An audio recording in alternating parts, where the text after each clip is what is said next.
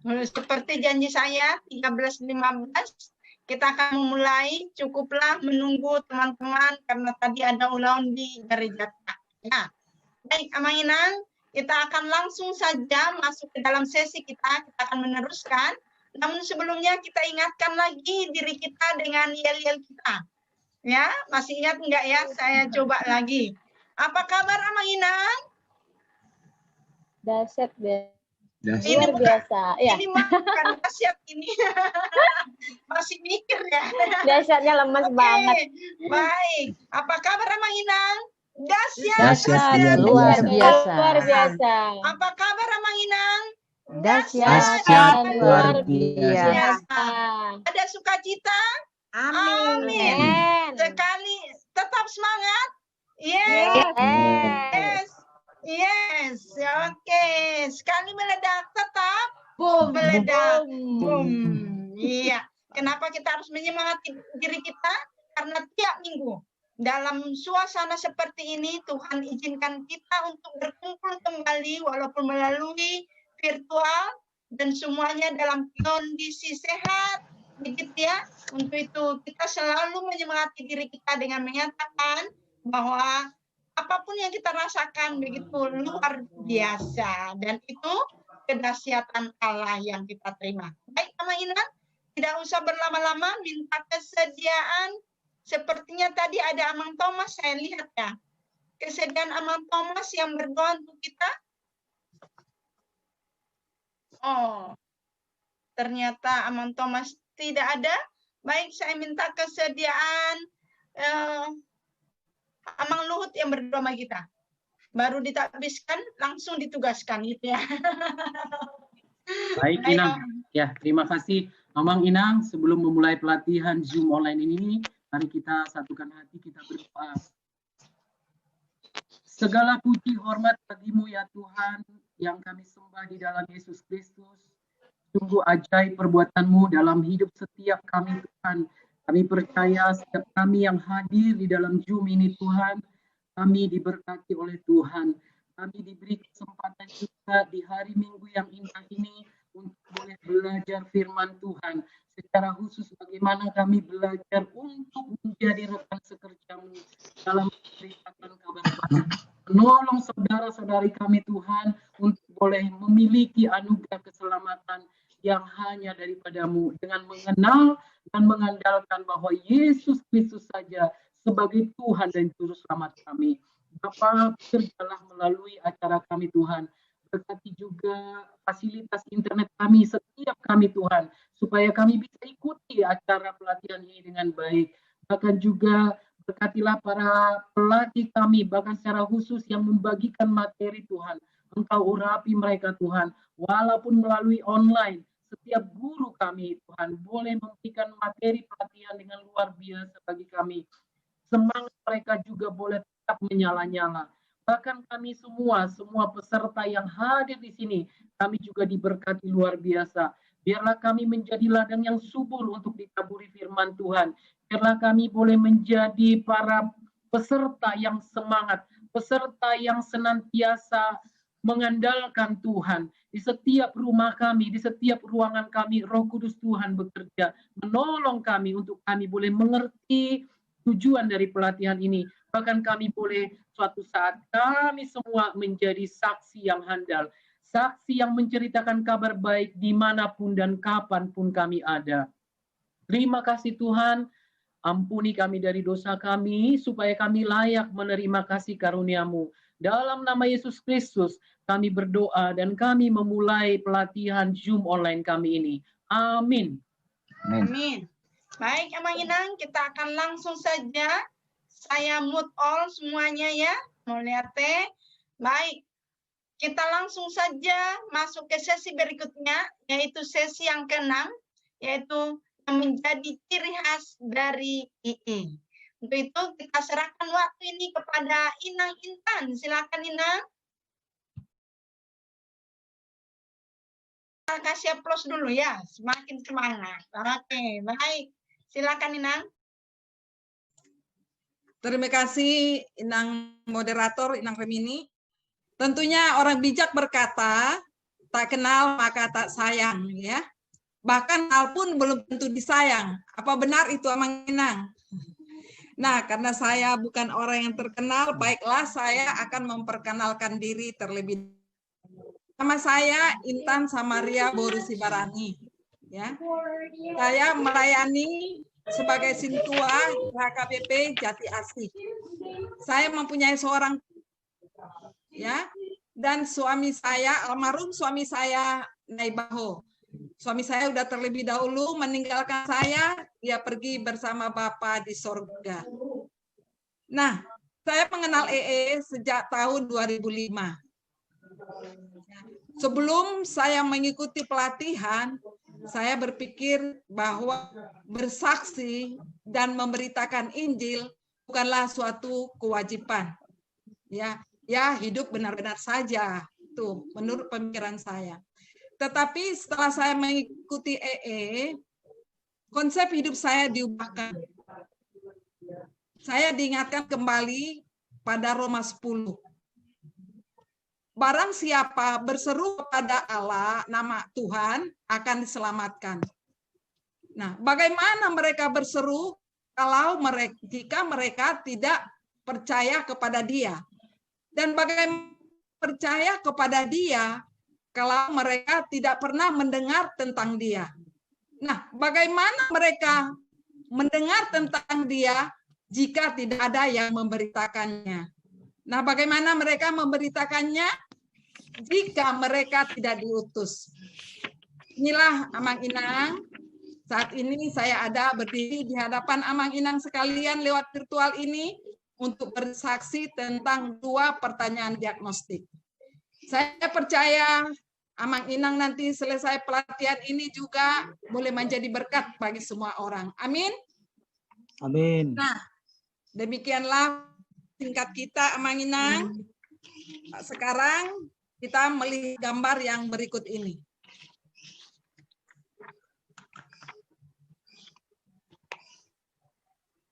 Nah, gereja diciptakan di dunia adalah untuk menjadi berkat bagi dunia. Gereja yang sehat adalah gereja yang berdoa, gereja yang bersaksi, dan gereja yang misionaris, dan gereja yang mengutus jemaatnya untuk boleh pergi keluar memberitakan Injil. Dalam metode EE penginjilan ada 4 langkah besar. Yang dimulai dari yang pertama persahabatan, yang kedua penjelasan Injil, yang ketiga penyerahan diri, dan yang keempat adalah tindak lanjut langsung. Nah, kemarin kita sudah belajar tentang persahabatan. Ya, Amang Inang masih ingat? Masih. Nah, sambil belajar Amang Inang, mari kita buka buku medemu kita supaya kita sambil menghafal dan mengingatkannya kembali, ya. Kita buka 2. Ya. Kita buka dari halaman 1, ya. Persahabatan ada 5 langkah, Amang Inang. Dimulai dari kehidupan sehari-hari. Tentunya dalam kehidupan sehari-hari kita harus mengenal kawan bicara kita, ya. Kita harus tahu namanya apa, tinggal di mana, kerjanya apa, apa, ya. Setelah kita mengetahui, kita tentunya harus kita mengenal juga latar belakang rohani dari kawan bicara. Kita tentunya harus mengenal, dan kita harus mengetahui bahwa kawan bicara kita ini ibadah hari apa, kemudian ibadahnya di mana, kemudian merayakan hari kebesaran keagamaan hari apa. Setelah kita mengetahui latar belakang rohani kawan bicara kita, kita tentunya harus mengetahui juga apa kegiatan rohani dari kawan bicara kita, ya. Kalau dia yang beragama di luar Kristen, mungkin Muslim, kita juga harus tahu apakah kawan bicara kita ini aktif di dalam majelis taklim atau dalam pengajian, gitu ya. Nah, kalau dia orang Kristen mungkin apakah dia aktif dalam persekutuan atau apakah dia aktif dalam paduan suara atau lain sebagainya. Nah, kenapa kita harus mengetahui ini, Amang Inang? supaya kita untuk masuk bercerita, semakin kawan bicara kita aktif di dalam kegiatan rohani, semakin mudahlah kita untuk bercerita tentang hal-hal yang rohani. Ya. Kemudian dilanjutkan kesaksian pribadi. Kesaksian pribadi ini bagaimana kita sebelum menerima hidup kekal dan sesudah menerima hidup kekal. Kemudian dilanjutkan dengan 2 pertanyaan diagnostik yang akan kita pelajari hari ini. Setelah terjadi persahabatan yang baik dengan kawan bicara kita, kita masuk kepada penjelasan Injil yang disebut dengan amak. Nah, kita mulai dari anugerah Amak Inang. Mari kita lihat buku medemu kita. Ya. Nah, kita mulai dari anugerah, kita sama-sama walaupun dalam keadaan mood, Amang Inang, kita sama-sama mengucapkannya dan sambil menghafalnya. Anugerah, hidup kekal adalah anugerah. Amang Inang, sama-sama kita mengucapkannya. Di halaman 2 ya, Amang Inangnya. Hidup kekal adalah anugerah Allah. Dan hidup kekal tidak didapat karena usaha ataupun karena upah. Tapi semua orang tidak dapat memperolehnya. Apa yang menghalangi kita untuk menerima anugerah ini? Dosa. Nah, semua manusia telah berdosa. Ya. Dengan usahanya tidak mungkin dapat menyelamatkan diri sendiri. Karena tuntutan Allah adalah sempurna. Maka harus ada cara yang berbeda.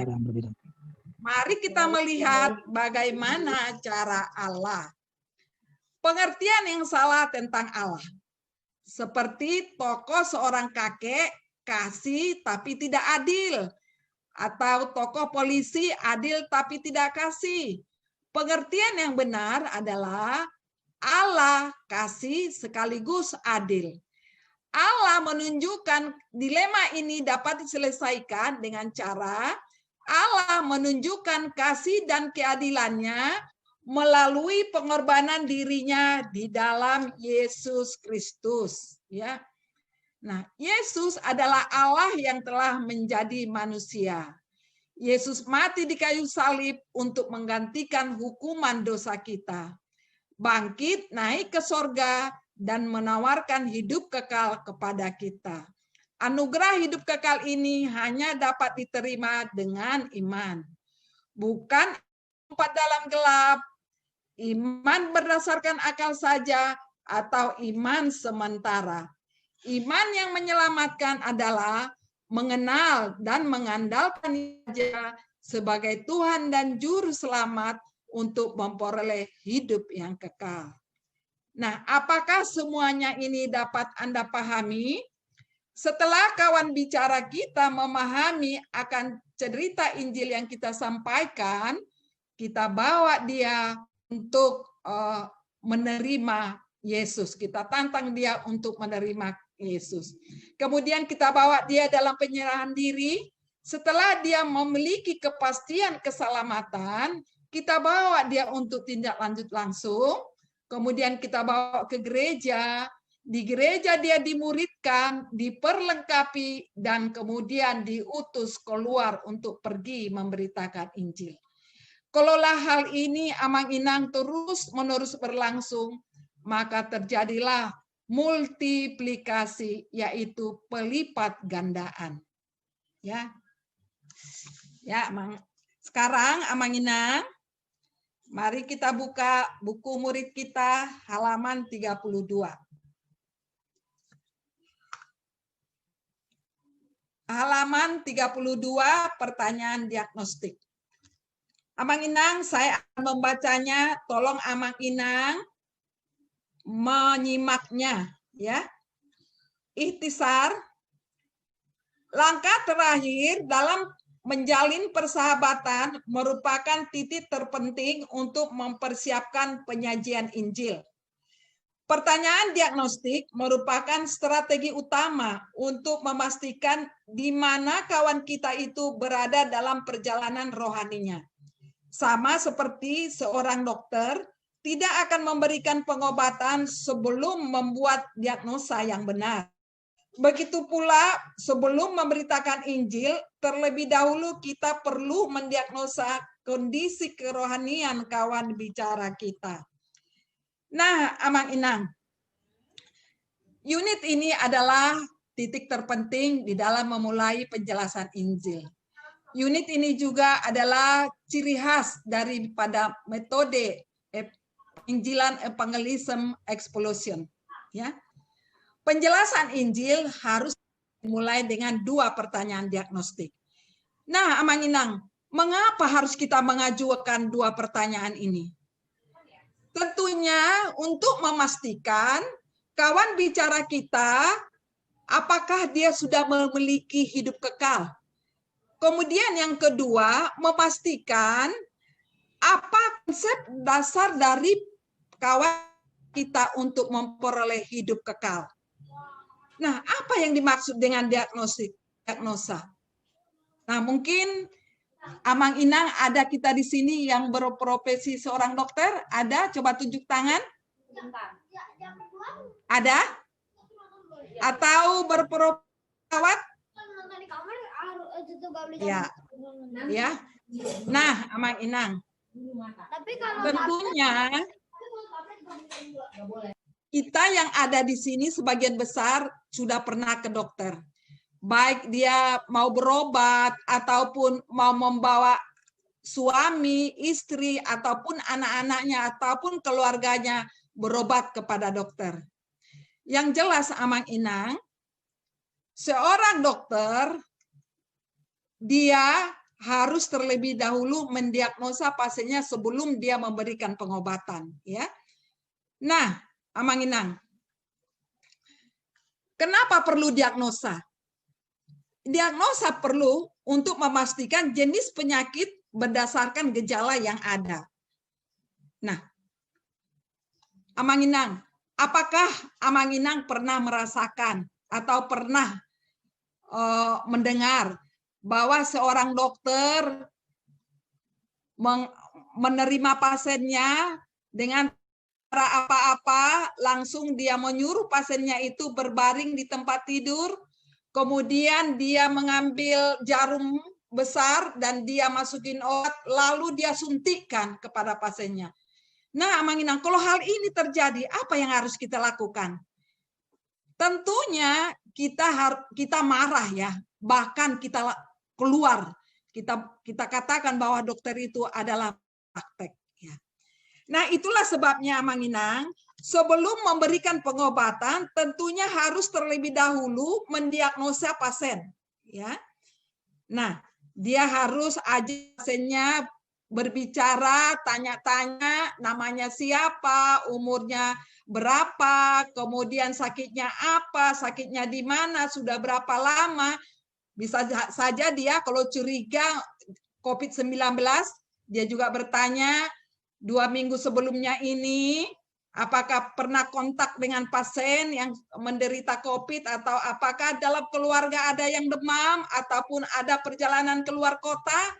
Ya, nah, seorang dokter harus membuat diagnosa dengan memahami, menafsirkan, dan memastikan informasi yang diperoleh sebelumnya.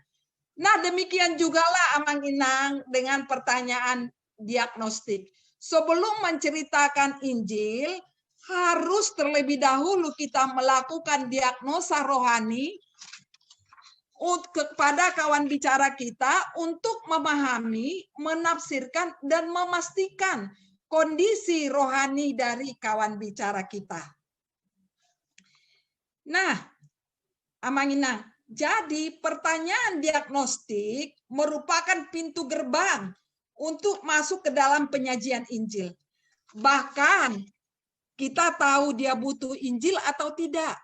Sehingga kita bisa menjelaskan dengan pada bagian yang mana. Dan ini membuat penyajian Injil menjadi semakin tajam serta menjawab kebutuhan utama dari kawan bicara kita tentang hidup kekal. Nah, kita lanjut lagi, kita lihat buku murid kita, Nats Kitab Suci. Kita sama-sama membacanya, Amanginang. Segala sesuatu harus berlangsung dengan sopan dan teratur. 1 Korintus 14 ayat 40. Pertanyaan diagnostik apabila digunakan dengan semestinya tidak akan menyinggung perasaan. Pertanyaan ini tidak menyiratkan pandangan yang negatif dan tidak mengharap apapun kecuali jawaban yang benar. Pertanyaan diagnostik merupakan cara penyelidikan paling sopan yang kita ketahui tentang kepastian dan dasar seseorang memperoleh hidup kekal.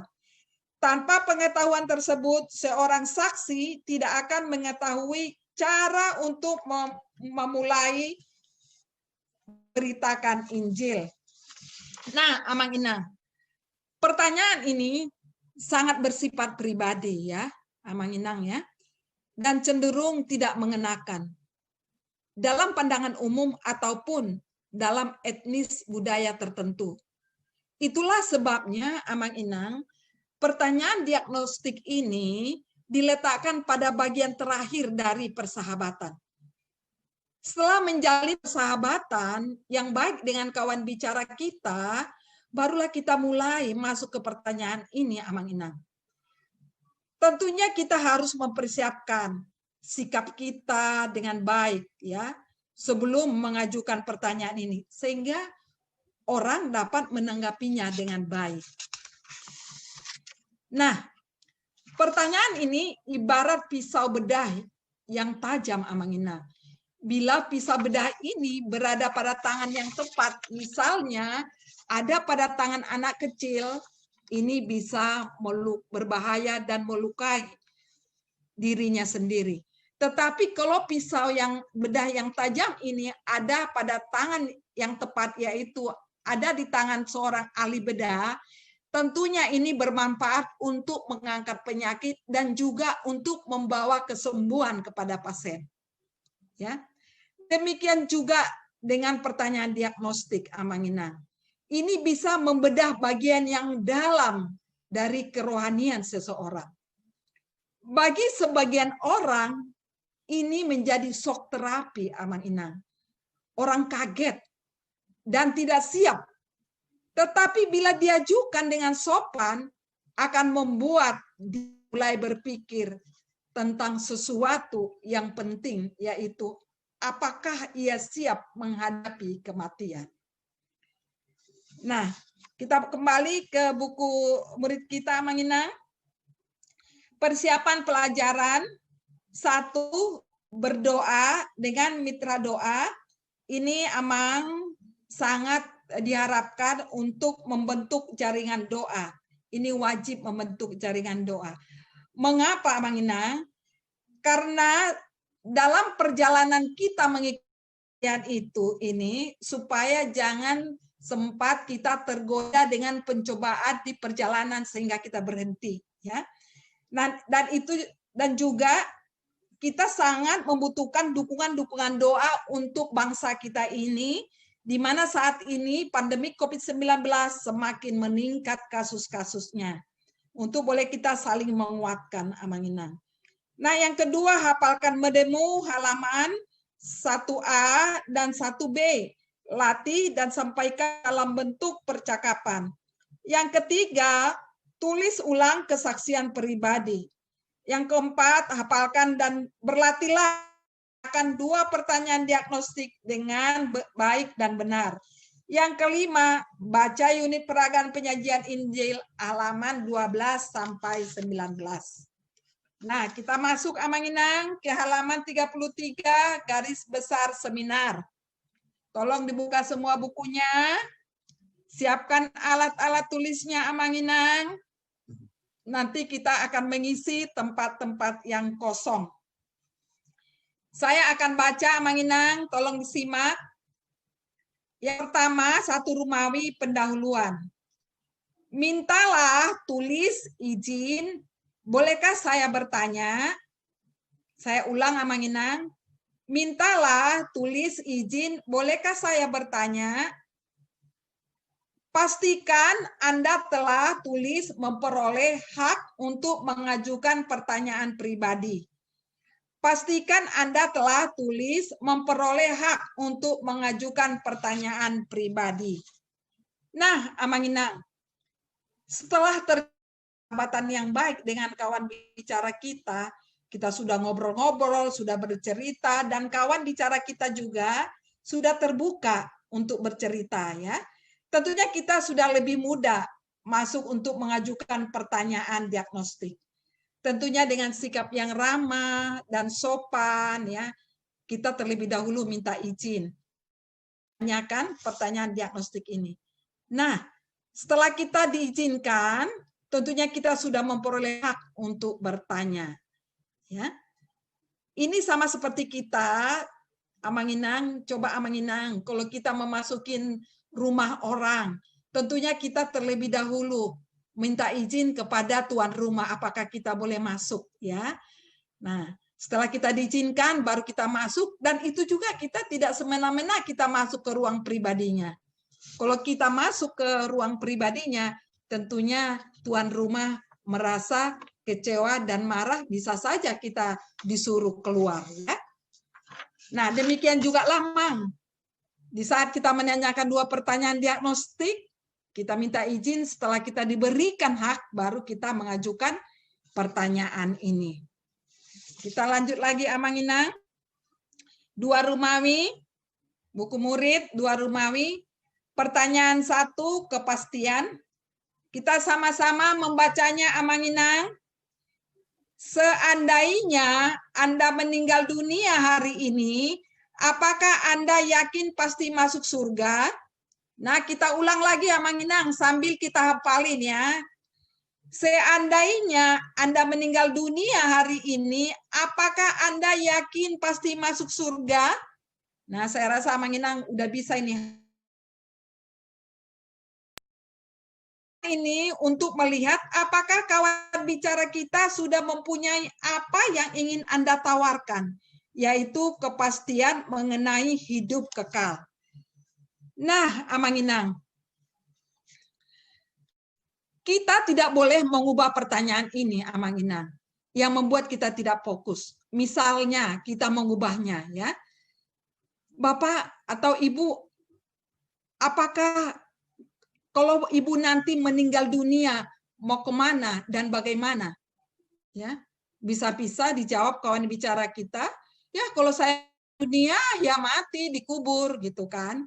Nah, atau mungkin kalau sesama kita orang Batak, ya, Amang, Inang, molo matua haduan, bohadoho, tu dia doho.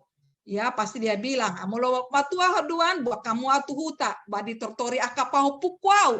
Ina kan? Jadi kita tidak boleh merubah pertanyaan ini, ya, Mang. Pertanyaan ini diajukan adalah untuk melihat apakah kawan bicara kita sudah mempunyai apa yang ingin kita tawarkan, yaitu kepastian hidup kekal, ya. Nah, ini adalah pertanyaan yang tajam, Amang Inang, ya, yang berbicara soal kepastian atau realita hidup masa kini atau hari ini. Mari kita lihat ini gambar ini, Amang Inang.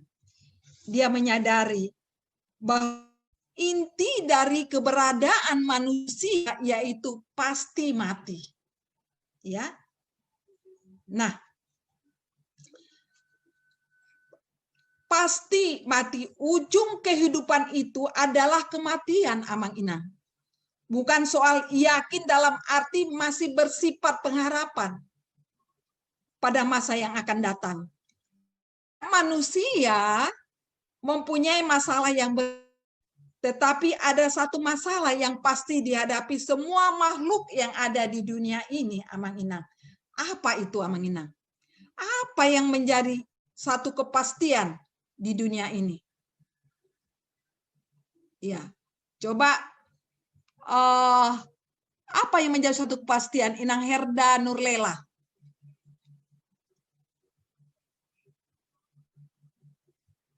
Ya, tolong dibuka dulu unmute-nya. Di-unmute dulu, Inang. Inang Herda. Apa pertanyaannya? Apa yang membuat kita jadi Pastikan. Nah, apa yang pasti bagi semua makhluk hidup yang ada di dunia ini? Mati ya Inang. Mati adalah ya itu kematian ya, Amang Inang. Kata hari ini ya, yang menggugah dan menolong seseorang untuk menyadari bahwa kematian bisa menimpa siapa saja, kapan saja, termasuk hari ini. Ya. Nah, kemungkinan Amang Inang ada jawabannya. Ya, moga-moga, mudah-mudahan tidak tahu atau tidak ada orang yang mengetahuinya. Kemungkinan jawabnya dikategorikan 2. Nah, Amang Inang, mari kita belajar untuk mengelompokkan jawaban-jawaban pada saat kita mempertanyakan pertanyaan diagnostik yang pertama. Mari kita lihat buku kita, Amang Inang. Nah, di sini ada jawaban yakin. Ya. Yang yakin itu berarti termasuk yang percaya kepada Yesus. Makanya ia yakin pasti masuk surga. Nah, ini benar apa tidak, Inang? Amang Inang? Ya. Tentunya benar, ya. Tetapi kalau di luar itu jawabannya adalah kelompok yang tidak yakin. Seperti mudah-mudahan, insya Allah, hanya Tuhan yang tahu. Hanya yang di atas yang tahu. Nah, ini adalah kelompok yang tidak yakin, Amang Inang. Nah, bagian yang tidak yakin, apa yang harus kita lakukan, Amang Inang? Tentunya kita harus mengatakan bahwa saya juga dulu tidak yakin. Tetapi setelah saya mendengar dari sahabat saya bahwa saya bisa memperoleh hidup yang kekal masuk surga. Sehingga dimanapun, kapanpun saya meninggal dunia, saya pasti masuk surga. Nah, ini kita harus kembali kita, Amang Inang, mengatakan kepada kawan bicara kita, apakah Amang Inang ingin masuk surga? Saya mempunyai kabar baik untuk Amang Inang, ya. Nah, Amang Inang, karena kita mau tahu di saat kita, tentunya Bapak Amang Inang, di saat kita mempertanyakan pertanyaan diagnostik yang pertama, harus ditanyakan sekalipun dia yakin masuk surga, jangan langsung kita puas, Amang Inang. Karena kita mau tahu apa konsep dasar kawan bicara kita untuk masuk surga. Makanya pertanyaan diagnostik yang kedua harus tetap ditanyakan. Ya.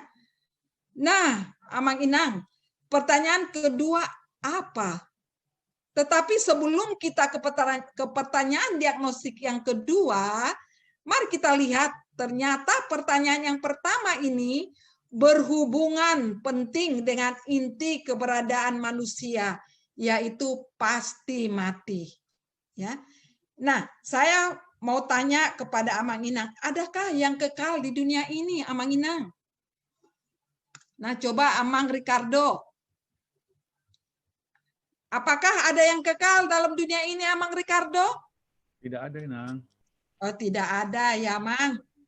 Artinya semua kepastian bagi semua manusia, makhluk yang terlahir di dunia ini, dia itu harus mati ya, Mang ya. Kalaupun orang muda punya cita-cita, punya pengharapan, semua belum tentu pasti bisa kita gapai dalam hidup kita. Tetapi satu hal yang pasti, Amang Inang, adalah hidup kita adalah yang suatu di dalam hidup kita adalah kematian. Ya, kita tidak bisa pastikan hari ini, besok atau lusa semua manusia akan mengalaminya. Ya. Nah, Amang Inang, kita lanjut lagi ke pertanyaan 3 Romawi yang kedua. mengapanya Allah. Kita sama-sama bacanya, Amang Inang. Seandainya Anda meninggal dunia hari ini, berdiri di hadapan Allah, dan Allah bertanya, mengapa aku harus mengizinkan engkau masuk ke surgaku? Apakah jawaban Anda? Nah, kita ulang lagi sambil kita menghafalkannya, Amang Inang. Seandainya Anda meninggal dunia hari ini, dan berdiri di hadapan Allah, dan Allah bertanya, mengapa aku harus mengizinkan engkau masuk ke surgaku? Apakah jawab Anda? Pertanyaan ini untuk mengetahui apa yang menjadi dasar kawan bicara untuk memperoleh hidup kekal. Dan apa konsep mereka bagaimana memperoleh hidup kekal. Nah, Amang Inang, jika kawan bicara kita kurang memahami maksud pertanyaan diagnostik yang kedua ini, kita dapat sederhanakannya. Mungkin terlalu panjang pertanyaannya ya. Kita boleh sederhanakan, Amang Inang. Misalnya seperti ini.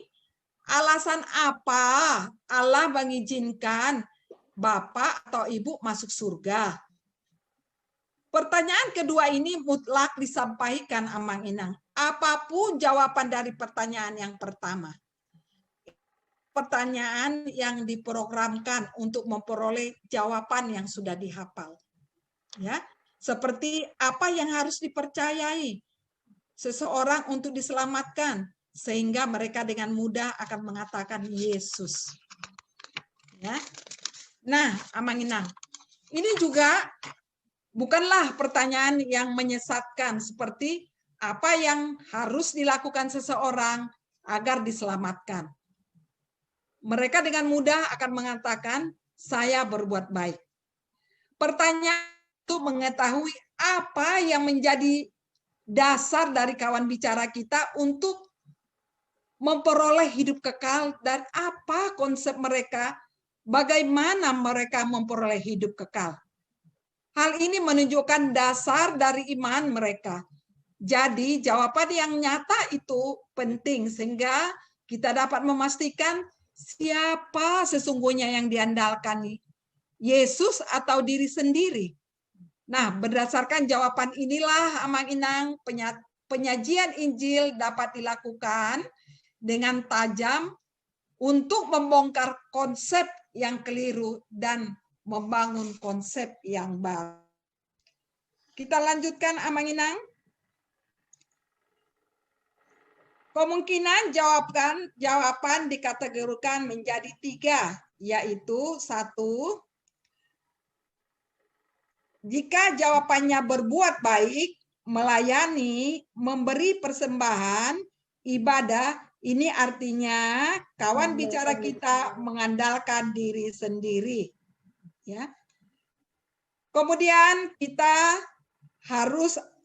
ajukan lagi pertanyaan. Harus sebaik apakah kita? Ya. Nah, kita lanjutkan dengan kalimat peralihan. Saya mempunyai kabar baik untuk Anda. Ya. Yang kedua, jika kawan bicara kita menjawab percaya Yesus, artinya dia mengandalkan Yesus. Ya. Dari jawaban ini, orang ini apakah masih butuh Injil atau tidak? Nah, kita goyang dia, Amang Inang. Ya. Kita goyang dia, apa yang menjadi konsep dia untuk menjawab itu, percaya Yesus. Yang kita goyang bukan badannya, tetapi kita goyang konsep pemikirannya. Ya. Nah, apakah sesederhana itu? Apakah tidak perlu berbuat baik untuk hidup kekal? Nah, jika kawan bicara kita menjawab perlu, artinya dia mengandalkan diri sendiri. Ya. Kemudian kita ajukan pertanyaan retorik, harus sebaik apakah kita? Dan kita lanjutkan lagi dengan kalimat peralihan, saya mempunyai kabar baik untuk Anda. Baik. Nah, jawab kawan bicara kita, tidak perlu. Nah, jika dia tetap teguh bahwa perbuatan baik adalah sebagai ucapan syukur, maka kita berikan pujian dan seringkan Injil secara lengkap ya, tanpa penyendiri, dan ini adalah sebagai demonstrasi peneguhan. Orang seperti ini adalah calon untuk dimuridkan. Sajikan Injil dan muridkan. Ya. Yang ketiga, jika jawaban kawan bicara kita tidak tahu, sederhanakan ya pertanyaannya. Alasan apa Tuhan mengizinkan Anda masuk surga? Nah, jika jawaban kawan bicara kita tidak tahu, pancing dia dengan jawaban yang umum ya. Orang akan mengatakan, kita harus berbuat baik untuk masuk surga.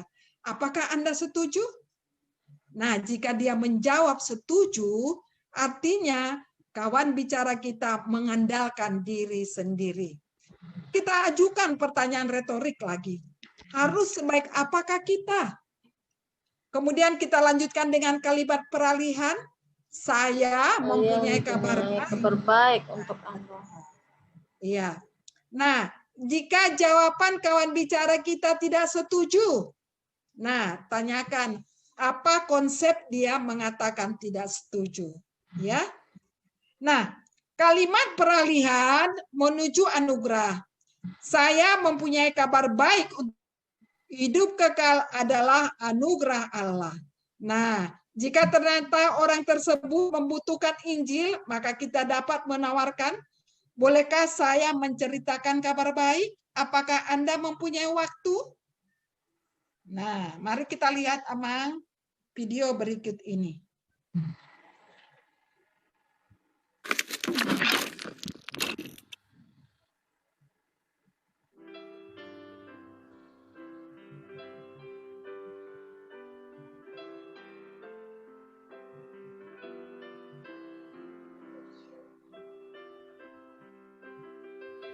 Bolehkah Kak Ani bertanya, Lucy? Boleh, Kak. Seandainya kita berdua meninggal dunia hari ini, apakah Lucy yakin pasti masuk surga? Ya, saya yakin. Wah, luar biasa Lucy. Kak Ani senang mendengarnya. Kak Ani punya satu pertanyaan lagi. Seandainya kita berdua meninggal dunia hari ini dan berdiri di hadapan Allah, dan Allah bertanya, mengapa aku harus mengizinkan engkau masuk surgaku? Kira-kira Lucy akan jawab apa? Karena saya sudah percaya Yesus. Apakah sesederhana itu, Lucy? Tidakkah perlu berbuat baik untuk masuk surga? Wah, menurut saya masih perlu, Kak. Oh, berarti untuk masuk surga, percaya Yesus dan berbuat baik begitu? Kalau begitu, harus baik apakah kita, Lucy? Kami punya kabar baik untukmu.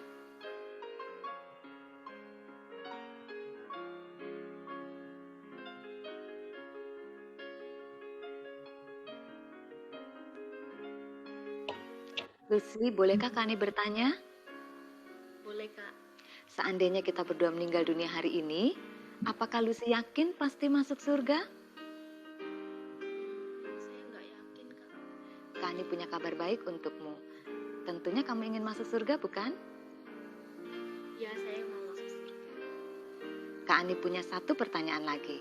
Seandainya kita berdua meninggal dunia dan berdiri di hadapan Allah, dan Allah bertanya, mengapa aku harus mengizinkan kau masuk surgaku? Lucy akan jawab apa? Saya nggak tahu, Kak. Maksudnya begini, Lucy. Apa alasan Tuhan mengizinkan kamu masuk surga? Saya tidak tahu, Kak. Banyak orang berkata, supaya bisa masuk surga harus berbuat baik, taat kepada Tuhan, dan sebagainya. Apakah kamu setuju? Ya, saya setuju dengan itu. Harus baik apakah kita, Lucy? Saya punya kabar baik untukmu.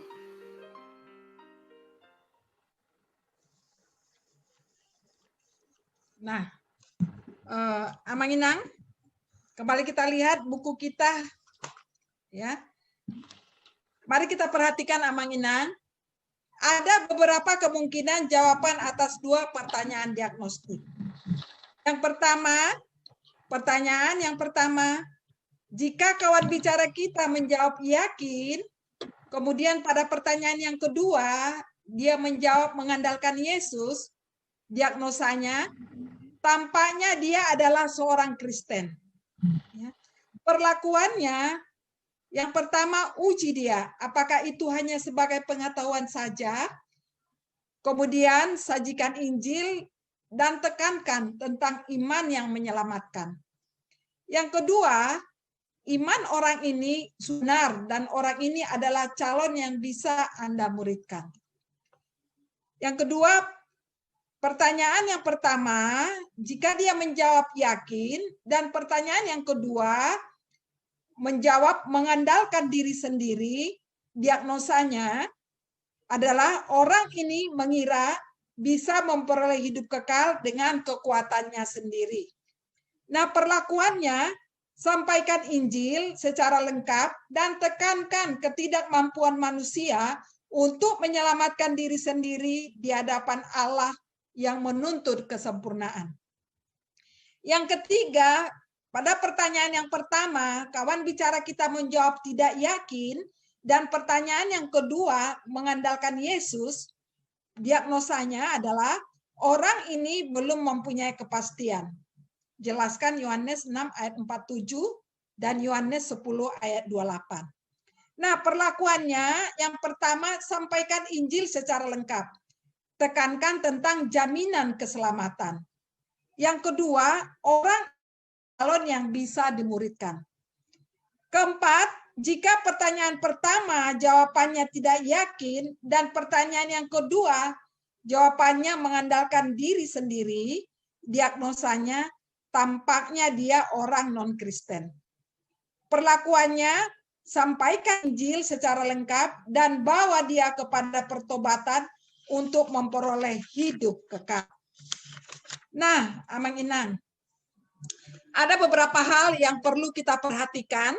Yang pertama, hargai setiap pendapat orang dan perhatikanlah cara berbicara dan sikap tubuh kita agar tidak terkesan meremehkan.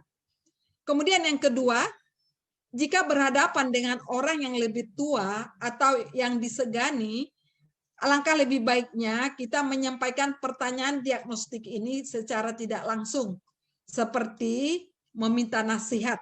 Misalkan, ya, kita mengatakan kepada bapak tersebut, Pak, saya pernah orang bertanya kepada saya seperti ini, seandainya Anda meninggal dunia hari ini, apakah Anda yakin pasti masuk surga?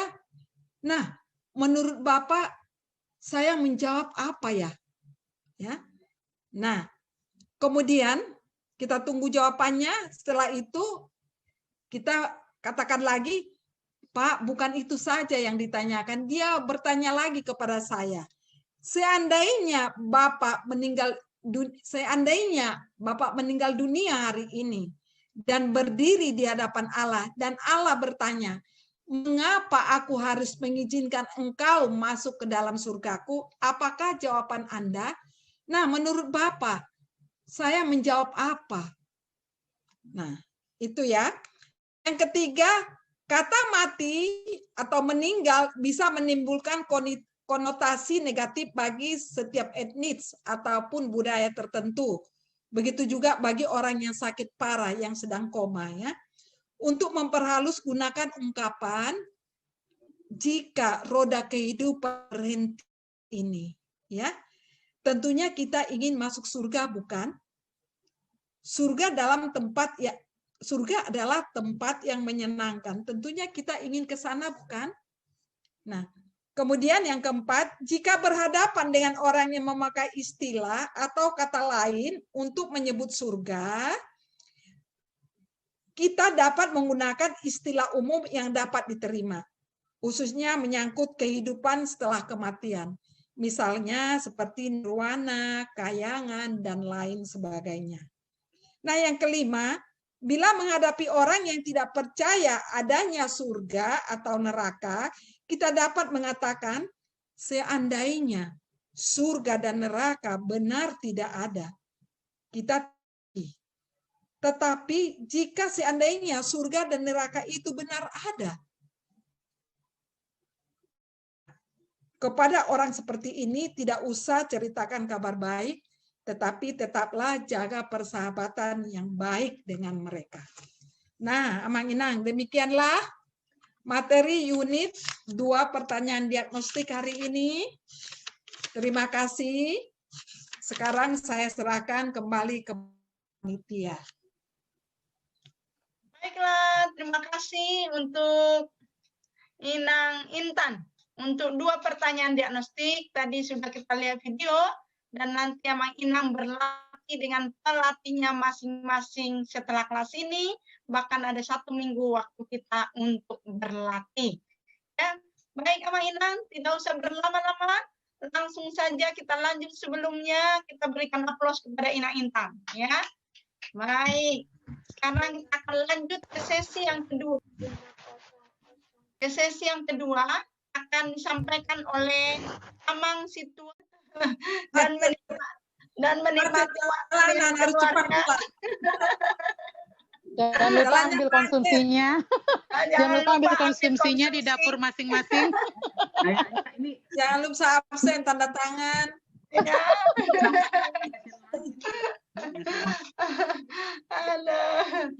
Oke, baik Amang Inang, sonda song keluar rupa awak.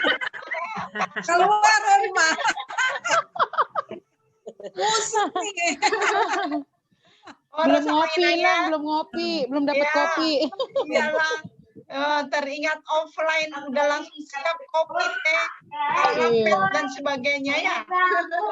Betul, Inang. Iya. Bye semua Amang Inang. Terima. Mari, ini Amang Simajuntak. Silakan Amang, kita kasih aplaus. Baik. Shalom, Horas Madita, Amang Inang.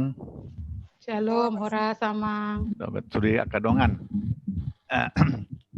Jadi sebelum unit ke-7 kita mulai, izinkan saya perkenalkan diri Amang Inang ya. Yang sebagian udah kenal ya, lebih mengingatkan lagi lah supaya jangan lupakan saya gitu. Baik, nama saya Sintua Ricardo Panusunan Simanjuntak. Saya melayani di Gereja HKBP Serpong sebagai Sintua. Sudah cukup lama. Dan saya menikah dengan Bu Rusiahan, sudah almarhum. Kami dikaruniakan 1 orang putri yang sudah menikah dengan warga Tobing. Dan mereka tinggal di Kalimantan Timur, Balikpapan. Nah, Mang Inang, itulah sedikit perkenalan dari saya. Saya mau sampaikan, terus terang saya bangga sekali bisa hadir di hadapan Amang Inang ini. Karena saya ngelihat ada semangat yang begitu luar biasa. Meskipun namanya kalau siang begini kan ngantuk ya. Ada yang sudah ngantuk belum? Amang Inang. Ayo semangat Inang ya. Jadi kami juga di teman-teman BKS Mercury ini luar biasa kok. Semua orang-orang yang sudah umumnya lolita, lolos 50 tahun. Tapi tetap semangat. Nah, Amang Inang, mari kita coba. Kita sebelum masuk ke unit 7, yaitu mengenai anugerah dan manusia ya. Nah, tapi seperti yang tadi disampaikan oleh Inang Intan, mari kita buka sekali lagi penyajian visual, ledakan penginjilan. Abang Inang. Karena kesaksian saya pribadi dengan saya bisa menikmati EE ini, maka semua pengetahuan saya mengenai firman Tuhan, itu betul-betul kayak diramu sedemikian rupa, terkonsep dengan baik. Saya sarjana teknik, jadi begitu saya lihat sistematika dari EE ini sangat mudah gitu loh, sangat gampang dipahami. Ya, jadi yang mengenang. Nah, saking gampangnya, kita hati-hati, harus sering hafal gitu loh ya.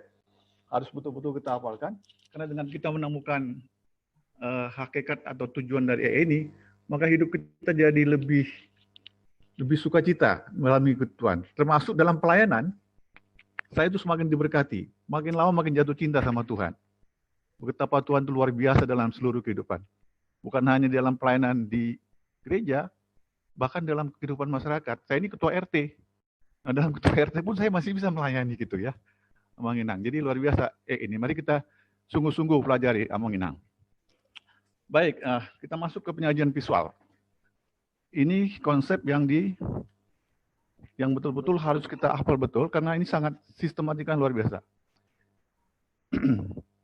Jadi kita ketahui gereja yang baik, gereja yang diberkati adalah gereja di mana jemaatnya bersekutu, memuji, menyembah, memuliakan Tuhan, dan mengutus jemaatnya menjadi saksi. Mengenang ya, menjadi saksi untuk keluar mencari jiwa. Karena ini amanat Tuhan yang terakhir. Jadikan semua bangsa muridku. Nah, di konsep EE ini ada 4 tahap yang kita harus betul-betul hafalkan. Kalau perlu sebelum tidur diingat terus ya. Ada 4 tahap, yaitu dimulai dengan persahabatan. Penyajian Injil, penyerahan diri, tindak lanjut langsung. Kemudian masuk lagi ke gereja, menjadi jemaat yang baik, diutus mencari jiwa lagi, mulai persahabatan, penginjilan, dan seterusnya. Nah, tadi kita udah belajar mengenai persahabatan namanya ya. Di Injil persahabatan ini kita udah tahu, paham bahwa ada 5 hal di sana, kehidupan sehari-hari, latar belakang rohani, kegiatan rohani, kesaksian pribadi, dan yang terakhir yang masih segar, 2 pertanyaan diagnostik. Di sini Amang Inang diajari menjadi seorang dokter jiwa, dokter rohani ya, untuk bisa mendiagnosa melalui 2 pertanyaan ini. Puji Tuhan, itu lanjut sampai ke persahabatan itu sudah berjalan dengan baik. Kemudian kita masuk ke penyajian Injil. Nah, di Injil ini, penyajian Injil ini, karena saking mudahnya, kita sering anggap enteng, makanya harus sering dihafal. Mari Amang Inang kita buka EE kita. Kita hafalkan kembali. Di buku EE kita ada Injil Amaki Percakapan ya. Di percakapan. Nah, mari kita mulai sama-sama ya. Biarpun kondisi mute, kita sama-sama mengucapkannya. Bahkan ini kesaksian saya kayak juga seringkali itu sambil tiduran juga selalu ingat menghafalkan ini. Kita mulai Amang Inang ya. Hidup kekal adalah anugerah Allah, dan hidup kekal tidak didapat karena usaha atau karena upah. Tapi semua orang tidak dapat memperolehnya. Apakah yang menghalangi kita menerima anugerah ini? Dosa. Kemudian, Amang Inang, kita lanjutkan. Semua manusia telah berdosa. Dengan usahanya tidak mungkin dapat menyelamatkan diri sendiri karena tuntutan Allah adalah sempurna. Maka harus ada cara yang berbeda.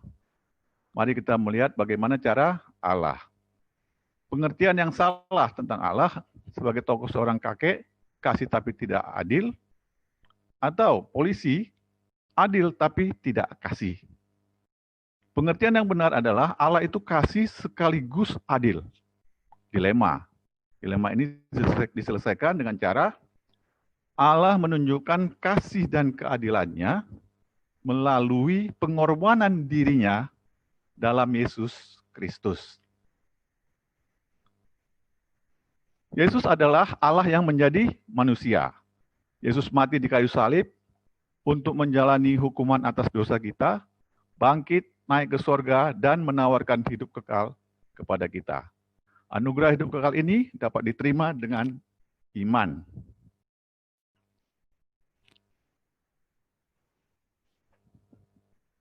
Selanjutnya, Mang Ina, bukan dengan iman yang melompat dalam gelap, atau iman yang berdasarkan akal saja, atau dengan iman sementara. Tapi iman yang menyelamatkan adalah mengenal dan mengandalkan Yesus saja sebagai Tuhan dan Juru Selamat untuk memperoleh hidup kekal. Nah, selanjutnya Injil ini kita akan pertanyakan di terakhir, apakah semua ini dapat Anda pahami? Nah, kemudian setelah dipahami, ya, kita masuk kepada tahap yang ketiga, yaitu penyerahan diri. Dalam penyerahan diri ini ada doa bersama, ya.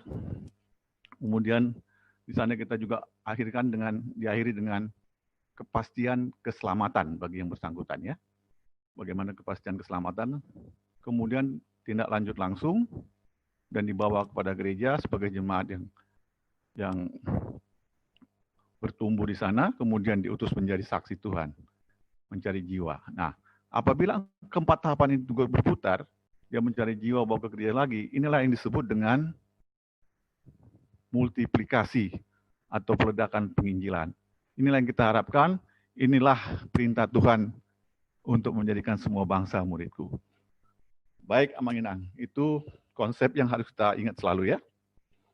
Nah, tadi Amanginang sudah menikmati sesi bagaimana pertanyaan diagnostik. Bagian dari terakhir dari persahabatan. Ya, tentang bagian besar. Nah,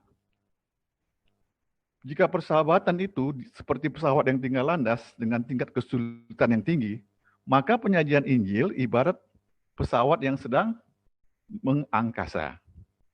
Saat ini penumpang maupun pilot pada dalam keadaan kondisi nyaman. Perjalanan selanjutnya tergantung kemampuan pilot menerbangkan pesawat sampai ke tujuan. Demikian halnya ketika persahabatan telah mantap dan kawan bicara bersedia mendengar Injil, maka secara teori penyajian Injil adalah hal yang mudah dilakukan. Karena kemampuan menghafal yang memegang peranan. Sehingga penyampaian selanjutnya ditentukan oleh penguasaan dan teknik penyajian seorang saksi. Demikian Amanginang ya. Jadi kita sekarang masuk ke dalam kondisi pesawat mengudara ini. If there is a drop in cabin pressure, passenger using the lavatory should enter the seat or the machine belt and then the oxygen mask. Thank you.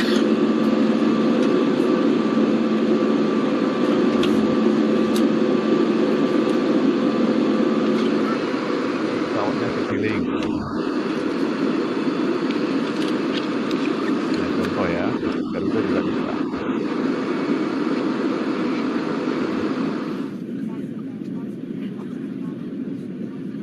Penyajian Injil seperti pesawat sedang mengudara ya.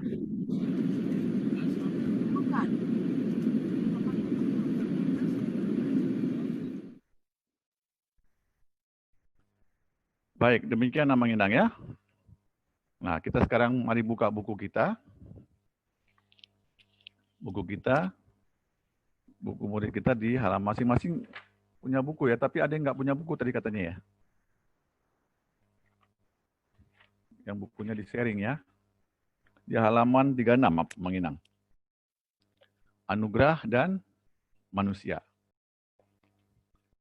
Unit ini akan memperlengkapi kita agar dapat menyajikan secara efektif bagian yang pertama dan kedua dari kelima bagian PI, yaitu anugerah dan manusia.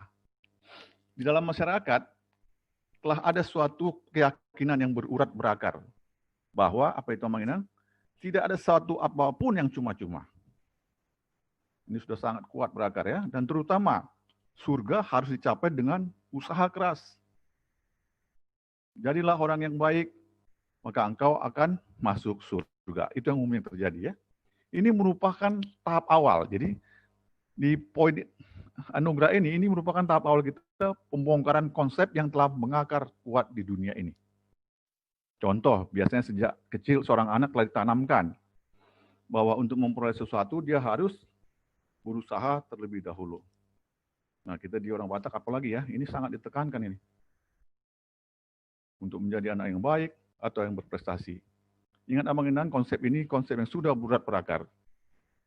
Kita harus memberitakan anugerah Allah secara efektif. Efektif artinya langsung mencapai sasarannya ya. Bahwa hidup kekal adalah cuma-cuma. Kita katakan sejak dari awal.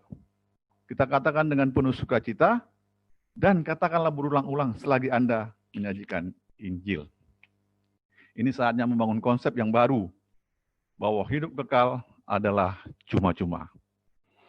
Itu sebabnya cara dan sikap seorang saksi tatkala menceritakan bagian ini tentunya akan turut mempertegas makna anugerah bagi manusia berdosa. Baik, Amanginah, kita coba masuk ke berikutnya nats kitab suci. Ini referensi kita. Kita sama-sama membacanya Amanginang ya. Ini referensi mengenai anugerah. Sebab upah dosa ialah maut, tetapi karunia Allah ialah hidup yang kekal dalam Kristus Yesus Tuhan kita. Roma 6 ayat 23. Ingat Amanginang ya. Tetapi karunia Allah ialah hidup yang kekal dalam Kristus Yesus Tuhan kita. Ini juga ayat hafalan Amang Inang. Ya.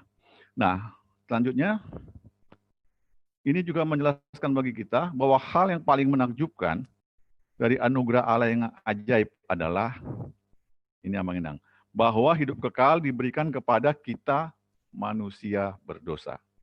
Manusia sungguh membutuhkan anugerah Allah, yaitu pemberian yang sesungguhnya tidak layak kita peroleh karena dosa-dosa kita. Kita tidak pernah bisa mencapai surga dengan usaha kita sendiri. Saya coba kasih gambaran Amang Inang ya. Ada seorang bapak lagi pergi mau ke kantor, bawa mobil, tengah jalan diseruduk sama motor. Seorang pemuda jatuh dan terluka. Si bapak turun dan melihat sekelilingnya dan memohon bantuan agar si pemuda tersebut dibawa ke rumah sakit, dibawa ke dalam mobilnya supaya dibawa ke rumah sakit.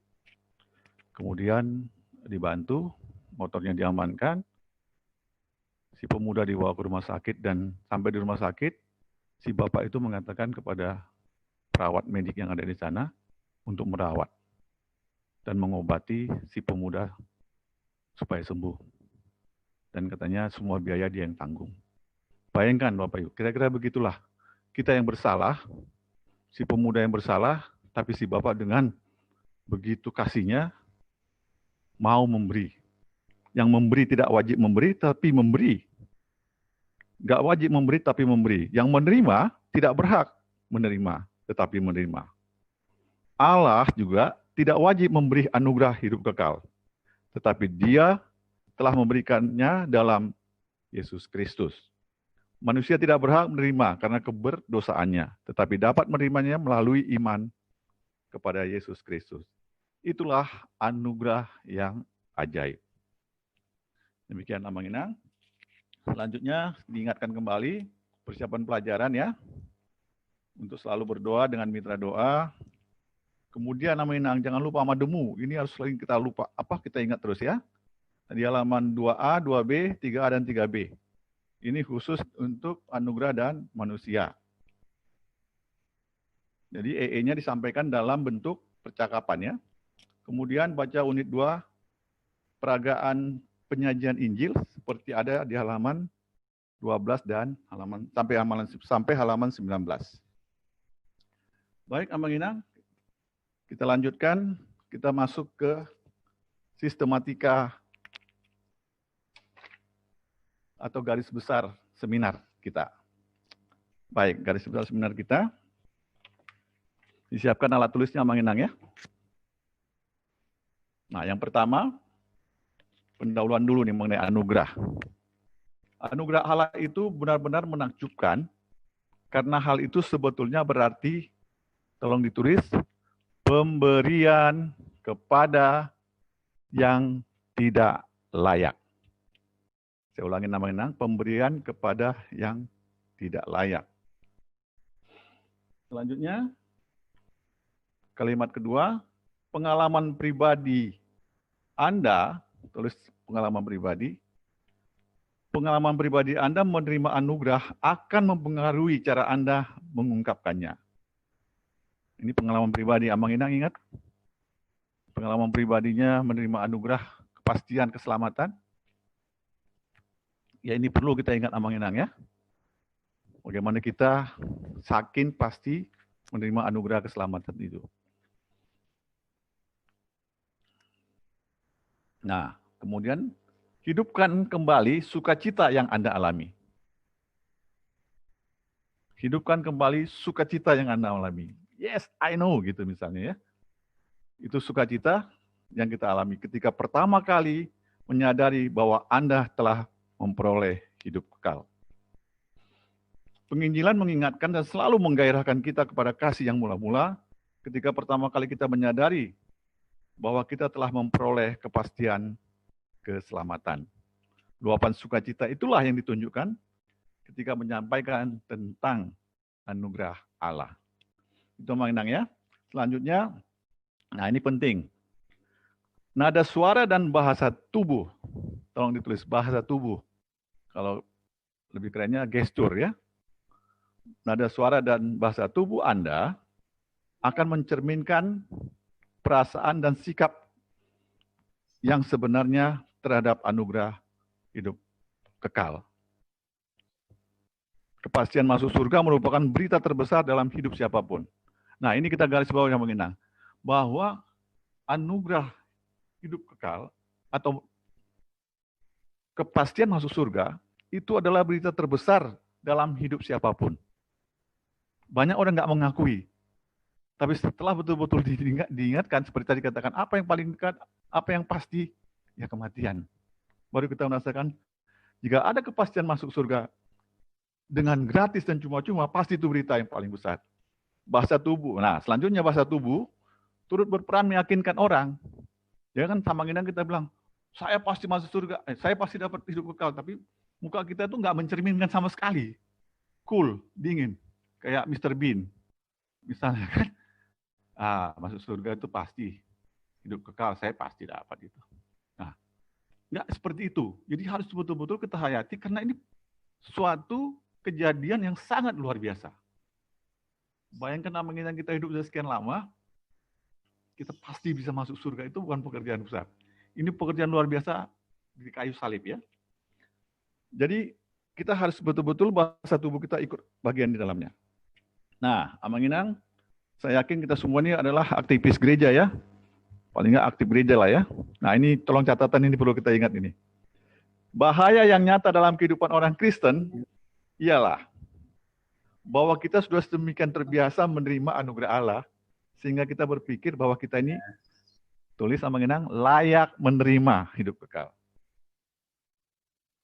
Ya emang ya. Jadi begitu udah tahu Yesus ya udah percaya gitu ya. Terus kemudian sibuk dengan pelayanan, masuk dalam rutinitas. Tiap tahun berganti tahun.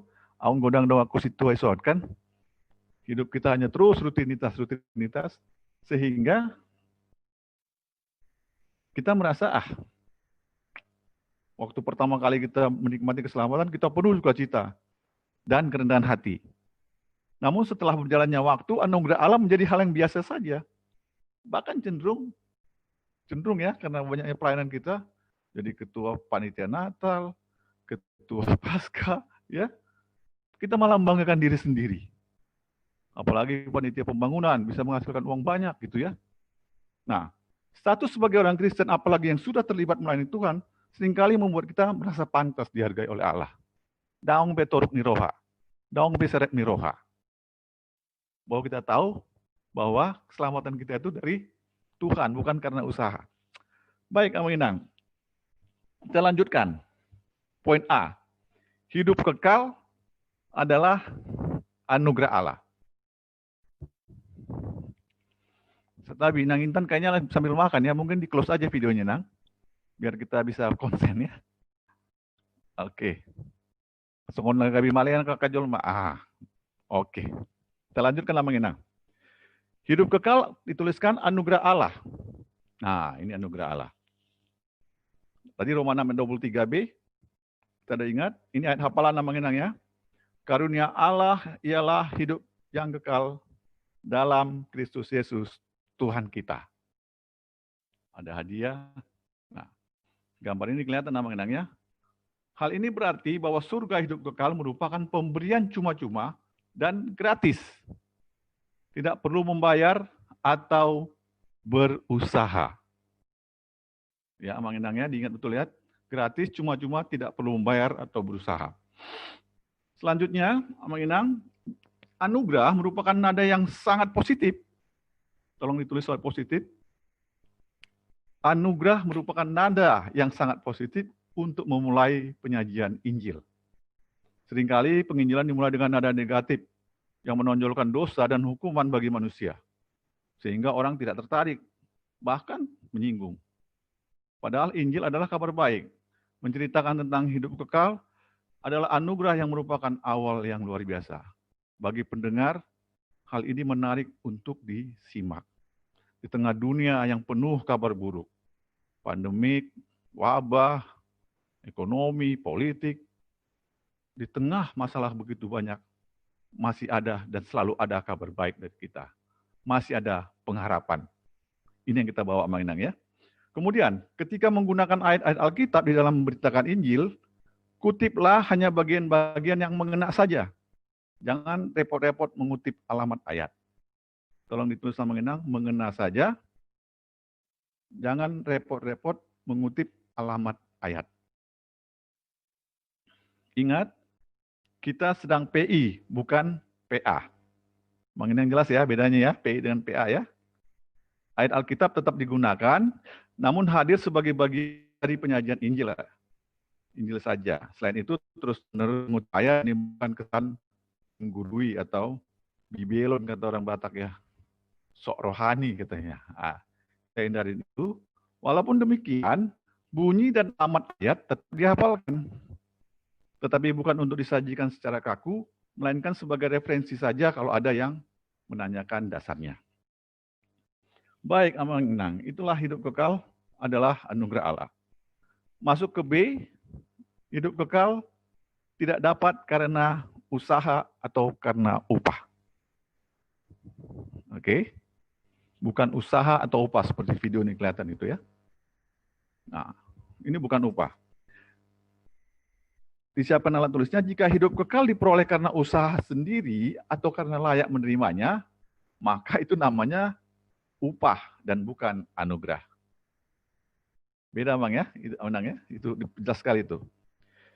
Jika hidup kekal diperoleh karena usaha sendiri atau karena layak menerimanya, maka itu namanya upah, bukan anugerah. Kita membawa anugerah Tuhan. Manusia sudah terbiasa untuk membayar segala sesuatu. Ini dia, semua bayar. Tidak ada makan siang gratis ya. Segala sesuatu ada harganya. Untuk mendapatkan apapun diperlukan usaha keras. Bahkan pemahaman bahwa saya sudah melakukan sesuatu, jadi saya berhak mendapatkan sesuatu, upah. Makanya banyak demo kan, Omnibus Law gitu. Ya, Omnibus.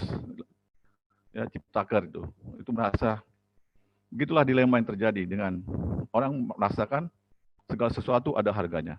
Namun untuk memperoleh hidup kekal bukan demikian. Sama sekali berbeda konsepnya. Karena hidup kekal diberikan Allah secara cuma-cuma tanpa bayar, gratis.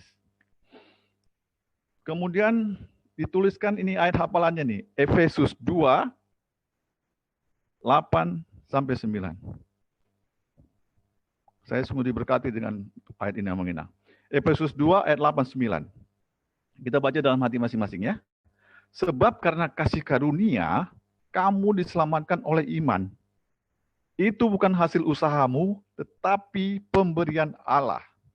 Itu bukan hasil pekerjaanmu, jangan ada orang yang memegahkan diri. Ya, mengenangnya dihafal ini ya, ayat hafalan kita. Efesus 2, ayat 8 dan 9. Ayat yang luar biasa. Ayat inilah yang merangkum seluruh pokok pembahasan bagian anugerah ini. Nah, kita ada ilustrasi hadiah kawan ini. Seperti ini. Injil atau hidup kekal adalah cuma-cuma. Seperti sebuah hadiah ya. Injil atau kabar baik adalah hidup kekal. Cuma-cuma tidak perlu membayar. Makna rohaninya apa, Mang Inang? Hidup kekal adalah gratis, cuma-cuma tidak perlu membayar. Nah, ini saya kasih gambaran, saya kasih tips. Salah satu ciri khas metode evangelism explosion ini adalah penggunaan ilustrasi, Mang Inang. Ini sebagai penyederhanaan terhadap suatu kebenaran yang dijelaskan melalui cerita yang menarik. Ilustrasi ini merangkum 2 poin dari anugerah. Juga sekaligus mematahkan konsep bahwa surga dapat diperoleh karena usaha.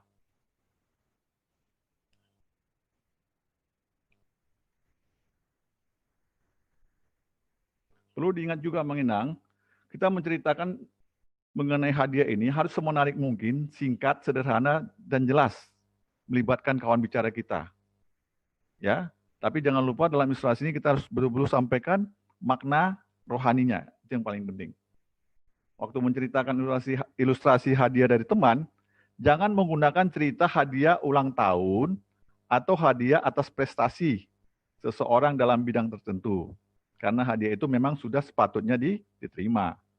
Hal ini berbeda dengan hadiah hidup kekal. Mengapa? Karena karunia hidup kekal ini diberikan kepada kita yang tidak layak menerimanya atau manusia berdosa. Tapi semua orang tidak dapat memperolehnya. Nah, selanjutnya Bang Inang, kalimat peralihan. Tolong ditulis, apakah yang menghalangi kita menerima anugerah ini? Dosa. Dituliskan menghalangi ya, apakah yang menghalangi, mengabati, ya, yang menjadi blok kita menerima anugerah ini adalah dosa. Kalimat peralihan ini berfungsi untuk menghubungkan bagian yang satu ke bagian yang lain dengan wajar dan halus, sehingga menjadi suatu rangkaian cerita yang berkesinambungan. Inilah kelebihan atau ciri khas metode EE yang menjadikan PI lebih sistematis, mengalir, dan wajar. Baik, Abang Inang, mari kita masuk ke dalam buku kita lagi, ya, Abang Inang ya. Kita buka halaman 2A, 2B. Nah, di 2A, 2B ya. Di situ di halaman 2A, hidup kekal adalah anugerah Allah. Ada tanda bintang, artinya ada ayatnya ya. Yaitu ayat Roma 6, ayat 23b. Kemudian bagian kedua dari anugerah, hidup kekal tidak didapat karena usaha atau karena upah. Ada juga ayatnya, yaitu Efesus 2 ayat 8 sampai dengan 9. Ini 2 ayat hafalan. Kemudian ada ilustrasi hadiah kawan, yang makna rohaninya adalah hidup kekal adalah gratis, cuma-cuma, tidak perlu membayar, seperti mendapat sebuah hadiah. Baik, itu dulu kita masuk ke coba melihat bagaimana peragaannya dalam video ini. Silakan Nendang Rimini. Ini anugerah ya. Biar kita lebih mudah nanti. Lucy, saya punya kabar baik untukmu. Apa itu, Kak? Kabar baiknya, hidup kekal adalah anugerah Allah, dan hidup kekal itu tidak dapat karena usaha atau karena upah. Seperti kita dapat hadiah. Lucy tentu pernah dapat hadiah kan? Pernah, Kak. Waktu mendapatkannya tentu tidak perlu membayar atau melakukan sesuatu terlebih dahulu, bukan? Kalau kita mendapatkannya karena membayar, itu namanya beli ya, bukan hadiah. Atau karena kita melakukan sesuatu untuk mendapatkannya, itu namanya apa, Lucy? Upah, Kak. Upah ya, bukan hadiah. Hadiah artinya gratis, cuma-cuma, tidak perlu membayar atau melakukan sesuatu terlebih dahulu untuk mendapatkannya. Nah, Lucy, demikianlah hidup kekal. Tuhan memberikannya secara gratis, cuma-cuma, tidak perlu membayar. Kita tidak perlu membayarnya dengan perbuatan baik, usaha kita, atau juga bukan karena kita layak menerimanya. Tapi Lucy, semua orang tidak dapat memperolehnya karena ada yang menghalangi. Apakah yang menghalang kita menerima anugerah ini? Yaitu dosa. Nah, kira-kira gitu Abang Endang ya, gerak tubuh, ucapannya, dan senyumnya juga ada di sana Abang Endang ya. Nanti berikutnya silakan disimulasikan sama peserta ya. Karena orang Medan bilang, ala bisa karena biasa. Kita harus coba nanti dalam simulasi bersama peserta. Kita lanjutkan Abang Endang ya, tetap semangat ya. Kita masuk ke poin kedua, yaitu manusia. Artinya kita manusia ini ya. Bagian ini terbagi atas dua pokok besar. Pertama membahas masalah manusia berdosa. Dan bagian keduanya membahas ketidakmampuan manusia untuk menyelamatkan diri sendiri. Ada dua hal. Berangkat dari kenyataan inilah, kita akan menawarkan kepada teman bicara kita tentang cara Allah menyelamatkan manusia berdosa. Kira-kira itu gambarannya Bang Inang. Baik, kita masuk ke kalimat manusia titik-titik. Manusia berdosa. Silakan ditulis sama Bang Inang. Ini merupakan masalah dunia. Nah, semua manusia di seluruh dunia berdosa. Ada ayatnya, kemudian di bawah Roma 3 ayat 23. Silakan ditulis sama Inang. Roma 3 ayat 23. Ini juga ayat hafalan ya. Kita ingat betul. Roma 3 ayat 23. Semua orang telah berbuat dosa dan telah kehilangan kemuliaan Allah. Mau kaya kek, mau miskin kek, mau pintar kek, mau bodoh kek, tua kek, muda kek. Semua orang telah berbuat dosa. Selanjutnya, bagian ini dimaksudkan untuk mulai menyatakan kepada orang yang kita injili bahwa mereka itu ditulis berdosa tanpa harus menyinggung mereka. Ya, mengenang ya, tulis berdosa dan menyinggung. Kita bisa memulai dengan mengatakan bahwa dunia ini cukup berantakan dan penyebabnya pasti adalah dosa. Semua manusia berdosa tanpa terkecuali, termasuk kita. Jadi harus tetap rendah hati.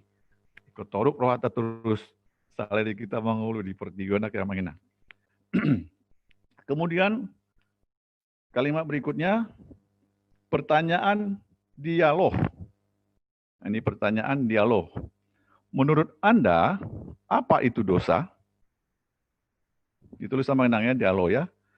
Menurut Anda apa itu dosa? Pertanyaan dialog berfungsi membuat percakapan menjadi hidup dan tidak terkesan menggurui. Selain itu, juga bertujuan untuk memahami apa yang menjadi konsep kawan bicara kita tentang hal yang sedang dibicarakan.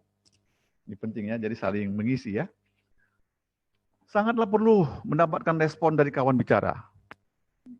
Tetapi jangan memberi peluang untuk membuka pembicaraan yang cenderung melebar. Khususnya terhadap orang yang aktif berbicara. Nah, nanti kita bisa aja ketemu orang yang suka kali bicara ya, meskipun isinya nggak jelas. Ini kita harus hindari juga.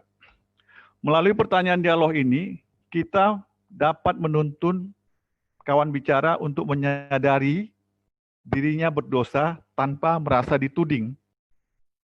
Orang yang diinjili harus menyadari terlebih dahulu. Nah, ini penting. Orang yang diinjili harus menyadari terlebih dahulu betapa dalam keberdosaannya,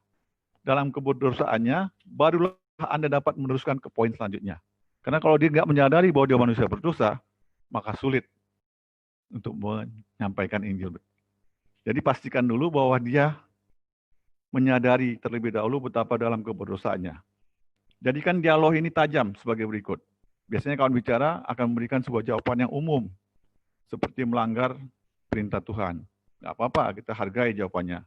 Kalau dia menjawab tentang definisi dosa, jangan lupa untuk meminta dia menyebutkan contoh-contoh dosa secara praktis. Misalnya membunuh, mencuri, berzina, berdosa, bohong, dan marah. Mungkin itu juga akan bagian daripada apa yang dia lakukan ya. Nah, selanjutnya, dosa adalah dituliskan melanggar patokan Allah di dalam pikiran, perkataan, dan perbuatan. Dosa adalah melanggar patokan Allah dalam pikiran, perkataan, dan perbuatan. Di sini kita bisa jelaskan bahwa dosa bukan hanya tindakan secara aktif yang kelihatan atau dapat didengar, dilihat, tapi juga tindakan pasif. Misalnya dalam hati, dalam perasaan, pikiran. Misalnya pikiran yang kotor, iri hati, benci, dendam. Kita memandang ya, itu juga dosa. Kemudian tidak mempedulikan Allah, kalimat berikutnya, bahkan dituliskan mengabaikan Allah juga merupakan dosa.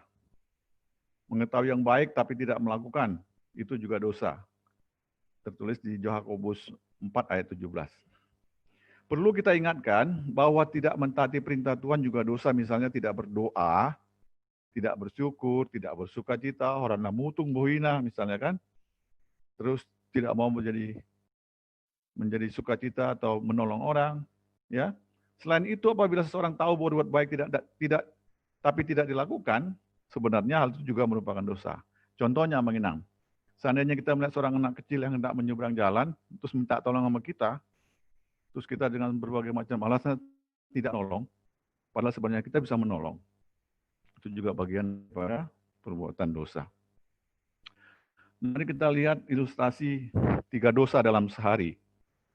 Wih, nih 3 dosa dalam sehari itu udah termasuk orang baik, Amang Inang. Kalau kita mengingat definisi dosa tadi, baik melalui pikiran, perasaan, perkataan, perbuatan. Nah, sumalin dosa nak. Oke, Amang Inang. Kalau 3 kali sehari cuma dapat 3, wah udah luar biasa itu.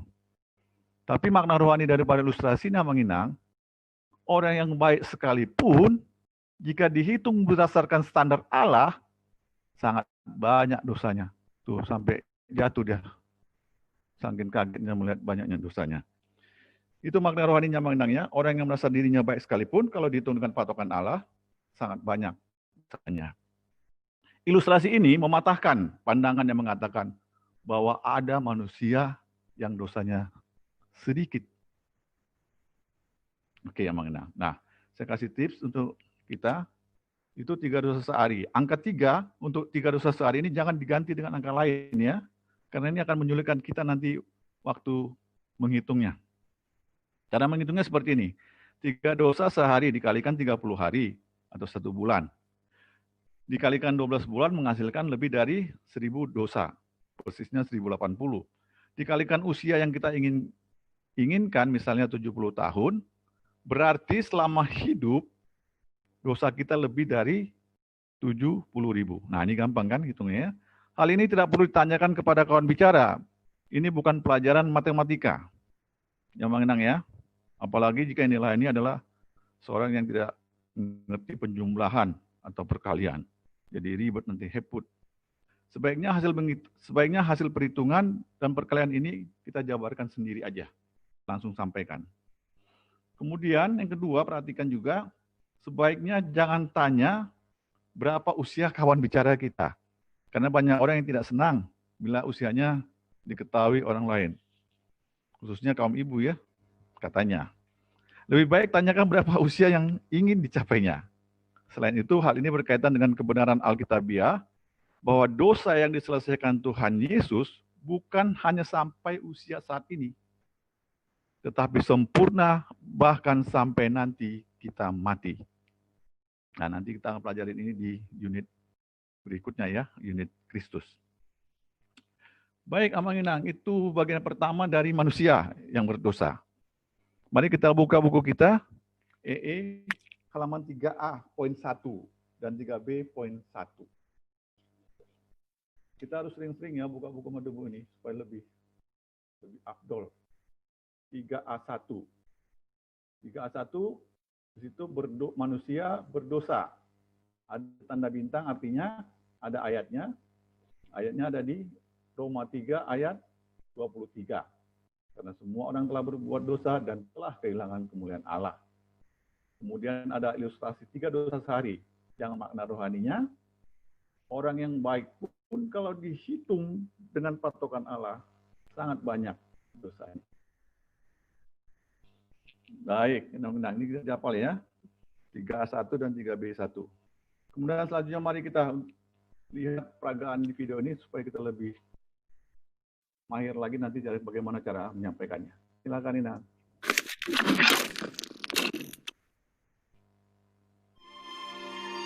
Seandainya kita melakukan 3 dosa dalam 1 hari, bukankah kita termasuk orang yang sangat baik?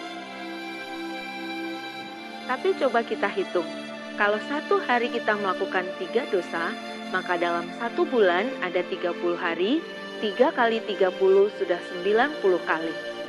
Dalam 1 tahun ada 12 bulan. Oke, kita ulang.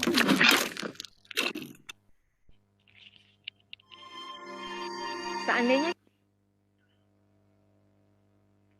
belum.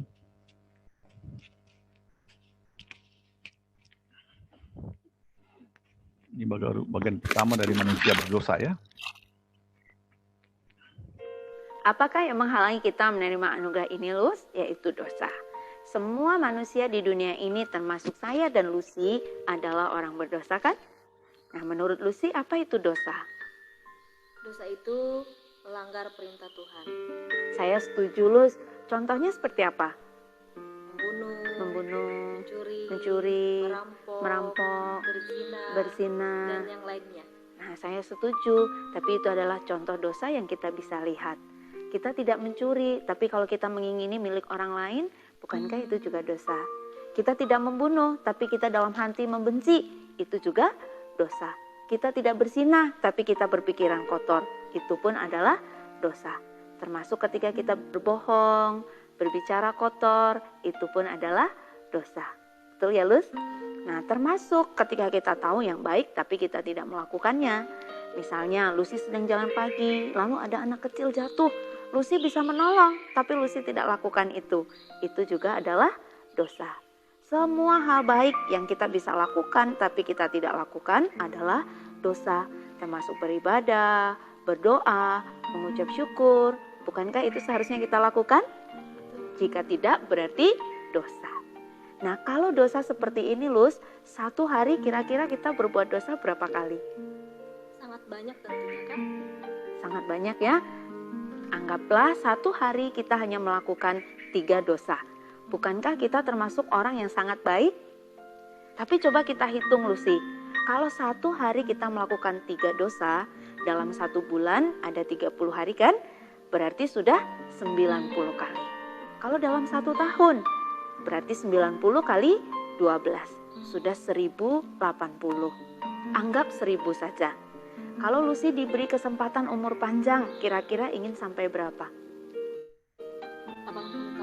80 tahun. Nah, tadi 1 tahun dosa kita 1000. Kali 80 tahun kita hidup, berarti sudah 80.000 dosa. Banyak kan, Luz? Banyak sekali, Kak. Nah, kita lihat di sini, ternyata orang yang baik sekalipun, jika dihitung dengan standar Allah, sangat banyak dosanya. Nah, begitu mengenang ya, mengalir lancar, sederhana mengenang ya. Nanti silakan simulasi dengan teman-temannya ya. Supaya lebih dapat itunya kepandaiannya, keterampilannya. Baik, kita masuk kepada bagian yang terakhir, yaitu bagian B. Manusia tidak dapat menyelamatkan dirinya sendiri. Kita tidak dapat menyelamatkan diri kita sendiri, sama seperti, nah ada gambarnya nih ya, sama seperti seorang yang tenggelam, nggak bisa menarik rambutnya sendiri agar dapat keluar dari lumpur hisap. Misalnya ditarik begitu pada dalam lumpur ya. Ada videonya, ada fotonya. Nah, tadi ada udah muncul. Ini dia. Inilah kira-kira orang kalau mau menyelamatkan dirinya sendiri dari lumpur hisap. Dia bermimpi, menghayal dengan menarik rambut, bisa keluar dari lumpur hisap. Tolong ditulis sama Inang. Pengertian masa lalu atau dulu. Pengertian ya. Pengertian masa lalu atau dulu. Dulu usaha sendiri untuk dapat hidup kekal. Dulu nih. Dengan usaha seperti tadi gambar itu. Bagian ini memberi kesan kepada kawan bicara bahwa orang lain pun berpikir seperti mereka. Jadi mereka itu nggak sendiri. Kan dulu begitu. Semua orang berpikir berusaha sendiri. Sekaligus, poin ini dapat menjadi transisi antara poin manusia berdosa dengan poin manusia tidak dapat menyelamatkan diri sendiri. Ada 2 hal ya. Nah, sesuaikan dengan pemahaman kawan bicara kita, berdasarkan jawabannya tadi di pertanyaan gnostik kedua. Ya, pertanyaan kedua apa tadi? Apabila Anda atau saudara meninggal dunia hari ini, dan berdiri di hadapan Allah, Allah bertanya, mengapa aku harus mengizinkan engkau masuk surgaku? Nah, di sini kelihatan ya mengenangnya. Apakah dia pengandal diri atau pengandal Tuhan? Nah, banyak orang biasanya beranggapan bahwa seseorang dapat masuk ke surga dengan berbuat baik. Tapi kita bisa singgung, kita tuh bisa senggol dengan mengatakan, perbuatan baik yang bagaimana yang dapat membuat seseorang masuk surga? Nah, pemahaman di atas dilatar belakangi oleh konsep timbangan. Nah, ini latar belakangnya adalah konsep timbangan yang berpendapat bahwa dosa dan perbuatan baik merupakan hal yang terpisah. Dosa dan perbuatan baik merupakan hal yang terpisah, sehingga dengan banyak berbuat baik dapat menutupi dosa dan layak masuk surga. ini keliru. Sebab sebenarnya dosa dan perbuatan baik tidak mungkin dipisahkan dalam pengukurannya, karena diproduksi oleh sumber yang sama. Contoh ya, dari mulut keluar pujian dan juga celaan atau hina. Selanjutnya menginang pertanyaan dialog. Harus titik-titik apakah? Harus sebaik apakah kita dapat masuk surga? Ini pertanyaan dialog ya. Ini untuk meningkatkan pemahaman orang. Dialog ini akan membongkar konsep perbuatan baik sekaligus untuk menegaskan bahwa ada masalah yang serius dengan konsep ini. Itu konsep timbangan ini ya. Standar nilai yang digunakan untuk menilai perbuatan baik itu standarnya siapa, berapa, dan bagaimana? Apapun jawabannya, itu adalah standar manusia. Tetapi karena pemilik surga adalah Allah, bukan manusia, maka standar yang harus dipakai adalah standarnya Tuhan. Bagaimana standar Allah? Nah, ini relevan ya. Kita isi, standar Allah adalah sempurna, perfecto. Ya, tuntutan Allah adalah sempurna. Tuntutan dari yang pemilik surga adalah sempurna. Kita tegaskan bahwa surga adalah tempat yang sempurna, di mana Allah yang sempurna berdiam. Sehingga untuk berpadanan dengan tempat dan penghuninya, tentunya dituntut harus sempurna. Baik, mengenang. Ada ayatnya begini. Tolong dituliskan, Matius 5 ayat 48. Ini juga bagian dari ayat hafalan mengenang. Nanti diuji nih sama Inang Remini nih. Diingat ya, Matius 5 ayat 48. Karena itu, ayo kita sama-sama sebutkan, bacakan Inang. Karena itu haruslah kamu sempurna, sama seperti Bapamu yang di surga adalah sempurna. Nilai sempurna adalah 10, tidak kurang.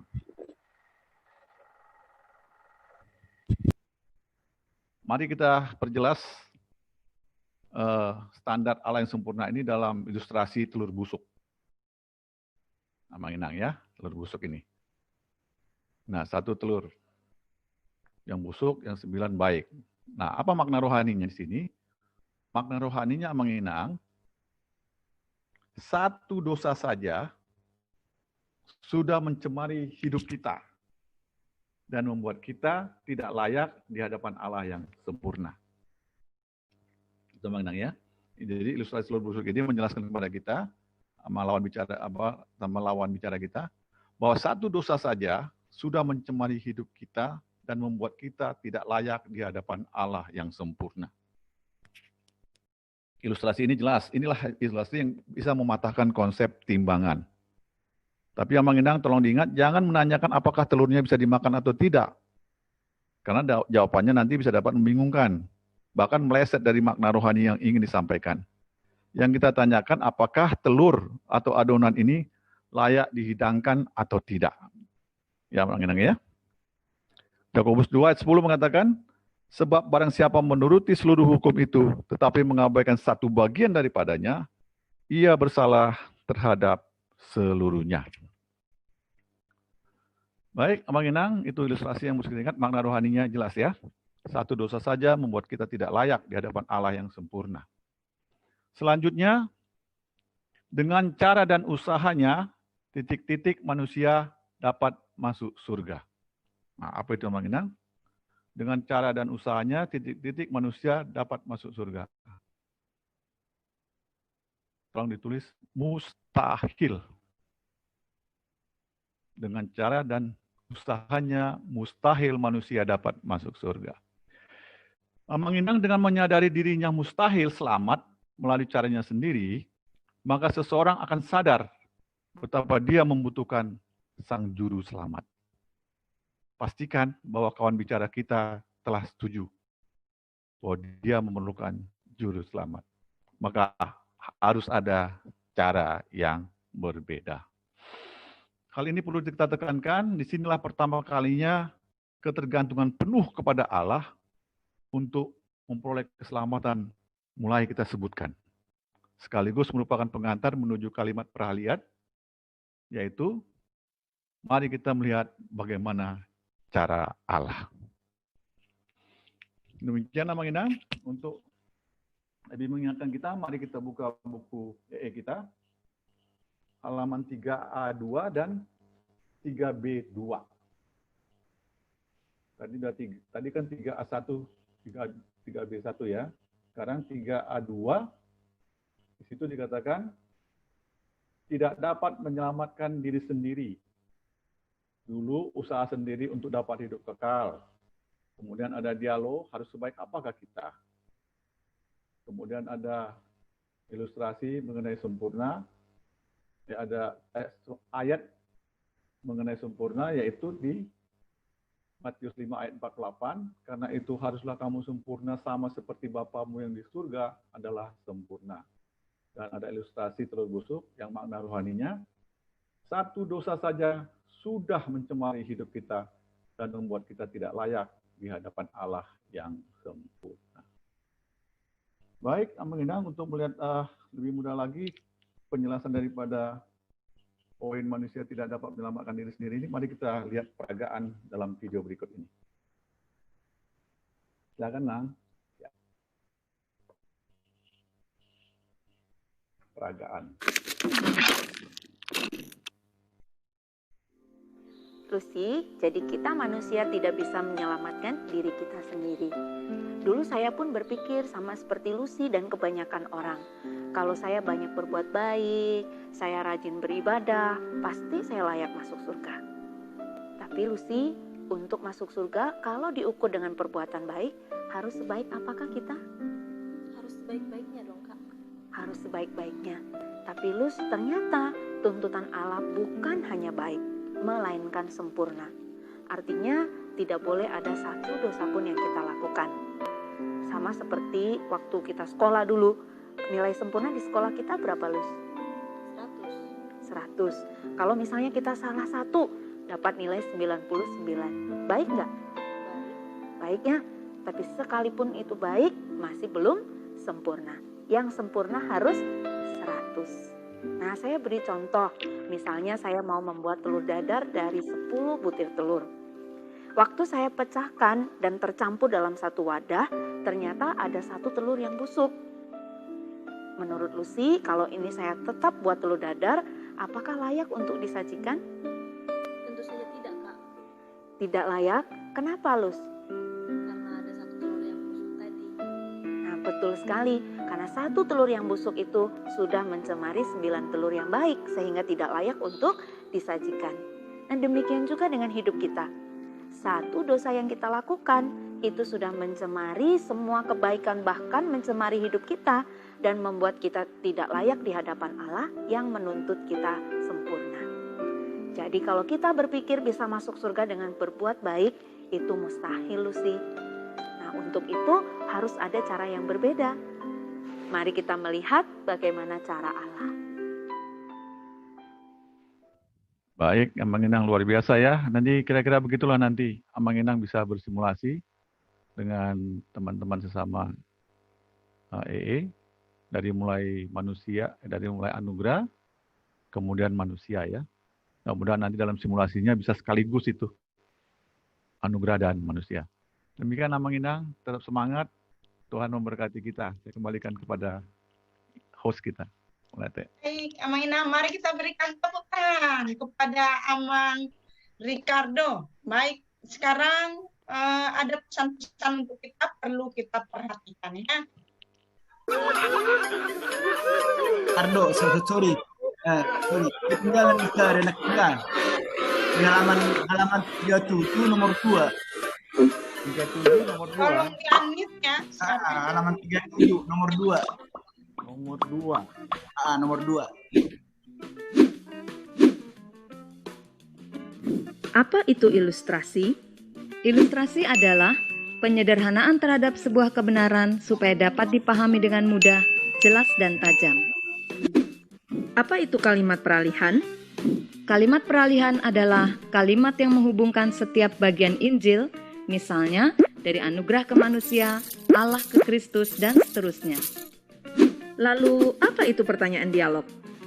Pertanyaan dialog adalah pertanyaan yang ditujukan langsung kepada kawan bicara untuk mengetahui konsepnya tentang topik yang sedang dibicarakan, sekaligus membangun percakapan dua arah yang hidup dan tidak monoton. Beberapa konsep yang keliru tentang anugerah dan manusia. Yang pertama, hidup kekal adalah gratis atau cuma-cuma, sama dengan murahan.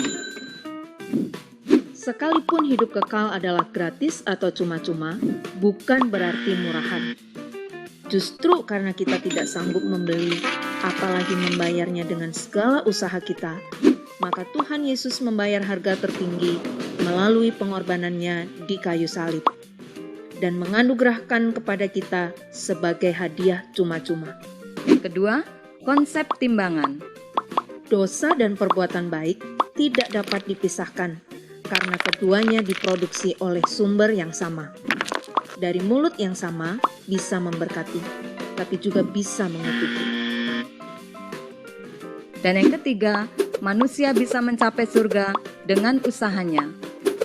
Sebaik dan sekuat apapun manusia berusaha, tidak mungkin akan mencapai standar Allah yang sempurna.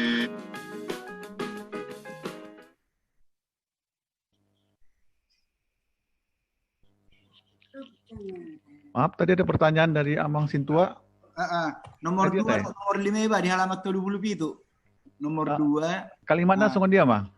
Pertanyaannya, Anda menerima anugerah titik-titik anugerah, titik-titik Anda menerima anugerah. Halaman 37 nomor 2, nomor 5. Ketinggalan Mbak. Oh, pengalaman pribadi. Oh, itu jawabnya. Ido. Nomor 5 ya, Mang. Nomor 5. Dia teh nomor 5. Nada suara doh. Layak menerima. Layak menerima. Oh, layak menerima. Bahaya yang bahaya, ada di dalam. Bahaya yang